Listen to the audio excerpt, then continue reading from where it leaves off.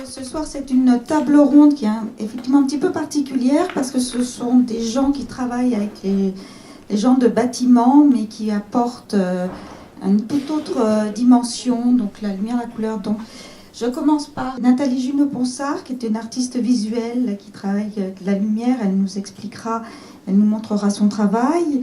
Mélanie Young, qui est consultante couleur, qui travaille avec France Lavergne-Claire, consultante couleur également dans le domaine de l'architecture, de l'urbanisme. Injecter dans l'architecture et l'environnement des énergies nouvelles, c'est ce que je cherche à faire. L'espace est densifié. La lumière et ses longueurs d'onde finement réglées engendrent des sensations d'énergie que je fais varier suivant les situations.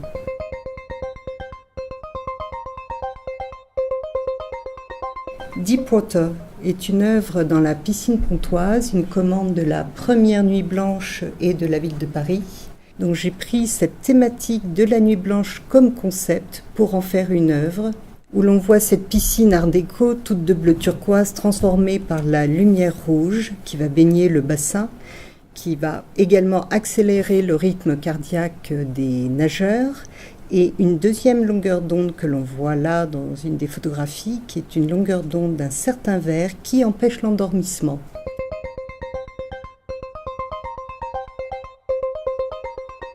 Là, j'ai entraîné les patineurs au contraire à glisser dans des mouvements lents et très chorégraphiés. En fait, cette longueur d'onde, qui est un bleu profond et intense, donne, d'un point de vue perceptuel, l'impression que la glace est couverte d'eau, ce qui n'est pas le cas. Et secondairement, a entraîné donc les patineurs à ralentir leur rythme pour prendre ces pauses chorégraphiées.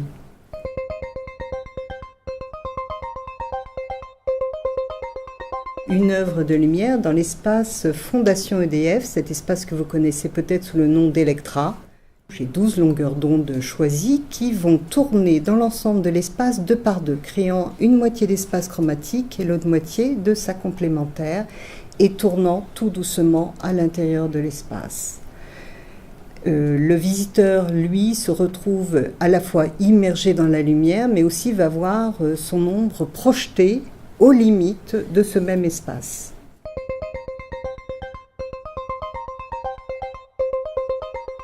Nous sommes au Bauhaus de Dessau en Allemagne, premier bâtiment de verre construit par Gropius. J'ai créé une œuvre, comme vous le voyez, il y a 2 longueurs d'onde. Il y a un orange et sa complémentaire, le bleu indigo. Cette couleur orange sature les cônes de la rétine qui envoient l'information au cerveau comme quoi ils sont saturés. Le cerveau envoie l'information de la complémentaire de l'orange, c'est dans la tête tout ça, le bleu indigo. Mais moi, dans ma programmation, je l'ai déjà prévu, le bleu indigo arrive à ce moment-là. Et ce changement net comme ça, de l'orange au bleu indigo, dans lequel j'immerge les visiteurs, crée un vertige visuel.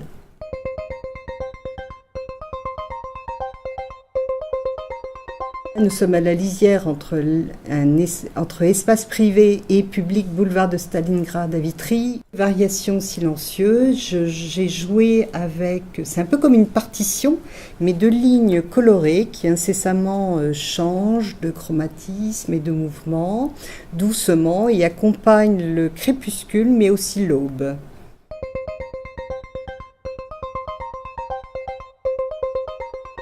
Une œuvre de lumière pérenne dans le musée d'art contemporain Macro à Rome, dans l'extension créée par Odile Deck via Nizza. J'ai utilisé les caractéristiques de cet espace, c'est un escalier, donc vous pouvez voir que j'ai créé des lignes de lumière, ce sont des tubes LED qui épousent la forme de l'escalier. Ces lignes vont être réparties entre 2 chromatiques que j'envoie, dans les projecteurs, j'envoie cette lumière colorée. Et c'est la limite entre ces 2 espaces chromatiques qui crée un horizon. Et il est flottant parce que dans ma programmation, hop, ça descend, puis ça remonte, j'ai 22 possibilités.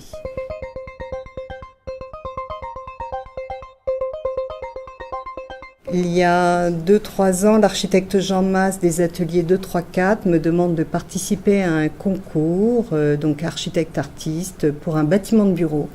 Ce bâtiment va accueillir le siège de la banque Natixis, donc dans quelques temps. Donc nous avons travaillé ensemble et j'ai proposé 3 œuvres de lumière sur 2 façades.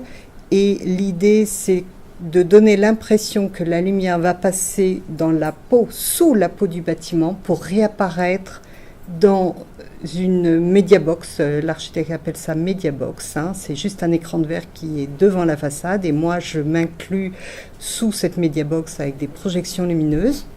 Et la lumière va se déplacer, mes programmations chromatiques, comme je peux vous montrer dans ce schéma. Voilà les différentes chromatiques. Donc pour moi, ça, c'est un exemple assez typique de ce que je disais tout à l'heure, c'est-à-dire comment on perçoit la couleur même quand on n'est pas dans un produit à la base coloré.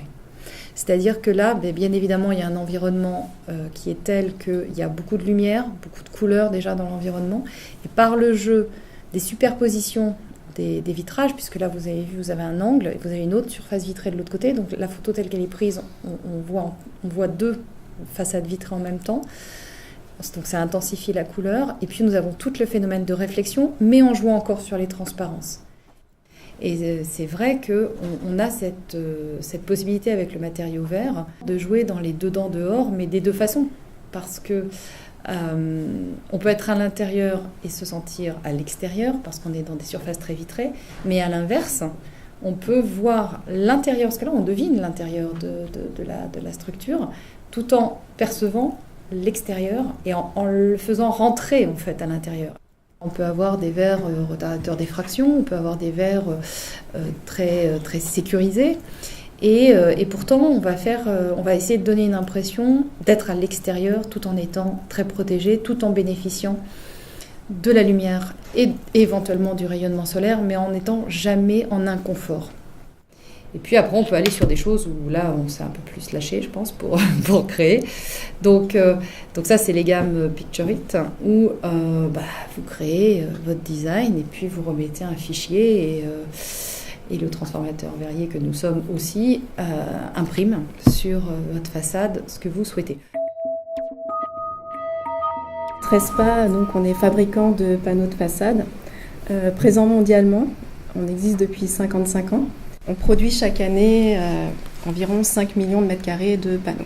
On a un laboratoire de développement avec un designer. Donc l'idée, c'est d'innover dans un monde qui est en constante évolution et de séduire et d'enchanter l'usager ou le citoyen qui viendra effectivement utiliser le bâtiment. Donc là, on est sur un projet parisien avec Cause Architecture, une résidence étudiante. Les enjeux pour l'architecte, c'était une petite parcelle avec un nombre de chambres assez important. Créer un signal aussi à l'entrée du quartier, donc travailler avec un coloris peut-être spécial qui est le cas ici, et de créer aussi également un changement de la façade au gré de la lumière du jour. Donc c'est ce qu'on a fait. On a créé un coloris mat pour lui, mat et brillant, et qui est un coloris chocolat qui n'est pas dans la gamme, justement pour arriver à avoir un bâtiment qui marque bien l'entrée de quartier et qui se repère de très loin. On part en Italie, à Trévise.